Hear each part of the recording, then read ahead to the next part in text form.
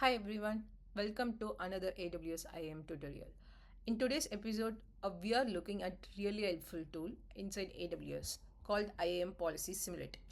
If you ever hit an access denied error and weren't sure why we are getting this error, this tool is for you.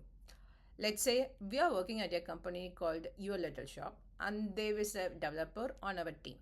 So they was trying to upload a file to an S3 bucket, but he's getting a permission denied error, even though he had like inline policies with permissions attached to him.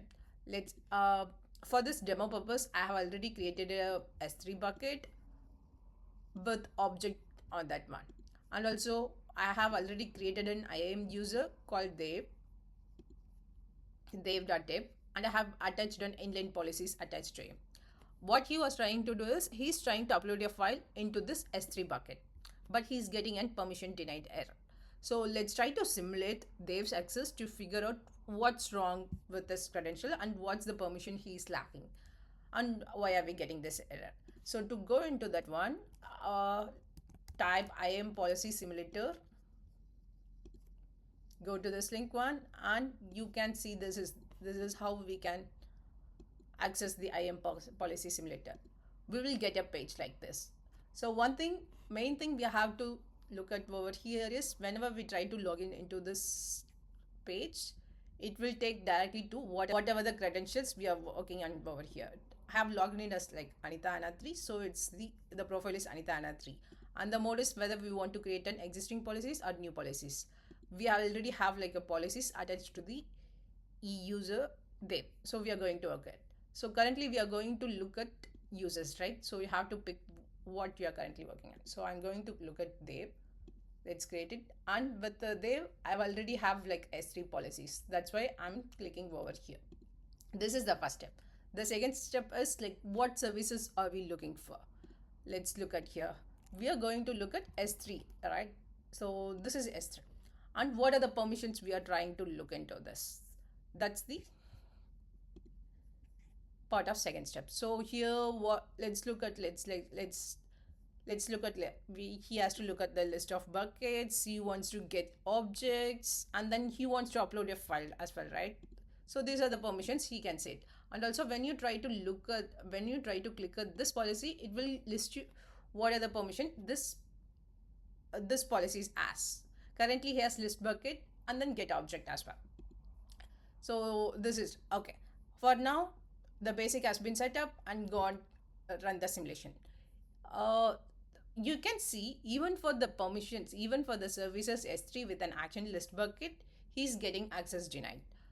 Even though he has list permissions, but it's only for this resource. That's one of the reason. You can see the what's the resources it is. This is like for every resources we are looking at. So we have to go and make a change. So when you click over here, this will pop up. Okay, let's go. Just copy this bucket and paste it over here and run the simulation. So here you can see for this bucket, for this specific bucket, he has like enough permission to list the bucket. That's good. Then get object, similar thing. Just paste it over here and run the simulation. It's for get object, it's allowing. What about put object? So this one is already implicit denied error. So there are like whenever there is an error, there would be like two type of errors. One is like implicit denied error and then explicitly denied error. So implicitly denied error means no policies are attached to them and his inline policy. That's what implicit denied error is. So if we are getting like explicit denied error means we are like explicitly denied these permissions in the policy itself. That would be the two differences. So now we get to know like what's the issue, why they was unable to upload a file or object in this bucket. So let's try to give him.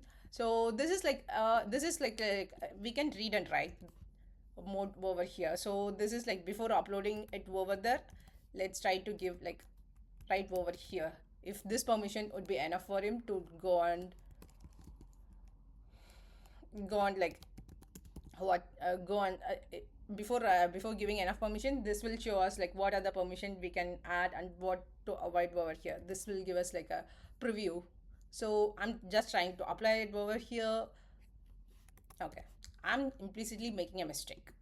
So here you can see like, oh, going back to this one again, writing S3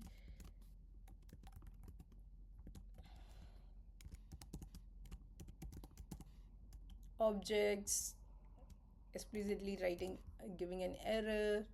Here S3 again, this is first get object, list bucket, and then put bucket, run simulation. I'm applying over here. Before doing that, I want to,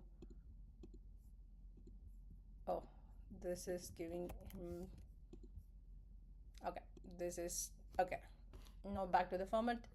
Right now when we are trying to remove the simulation, okay, so whenever I'm trying to apply over here, we are getting an error saying it's an error. You can see I have written comma, so this has to go. So even though we have given s put object, you can see it's an error. Thing is like we have put it as like s put objects as a plural, so that's wrong. That's why we are getting an error. Okay, once I made the changes here, you can see it has been changed to allowed. That's good. Here when you click show statement, it will go directly to the statement as well. So here like we can go to the S3 bucket and write and like edit the permissions over here to give the enough permissions. This is how we have to troubleshoot based on our results. So whenever the denied happen, check for missing policies and look for any deny statement in IAM or resource policy itself. For example, S3 bucket policies. Review any conditions like IP, time, and then if MFA is enabled. That's it for today's guys. The IAM Policy Simulator is like a debug tool for permissions. You can test access without actually trying things live. See, so it's very helpful before granting or changing permissions as well. I hope this video helped you guys. If you liked it, give it a thumb up, subscribe to my channel, and stay tuned. In the next episode, we will talk about like other flavors of IAM, how we can like uh, utilize it very well. Thank you everyone.